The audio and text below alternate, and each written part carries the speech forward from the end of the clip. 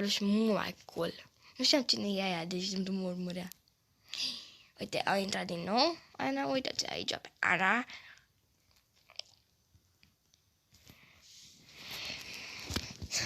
Hai de mine și de mine. Uitați-o acolo. Așa. Am revenit. Ok, mă adopți. Ok, mă adopți. Am pus mă adopți. Cu I, mă adopți. Ok. Yay! Am dat de Ana.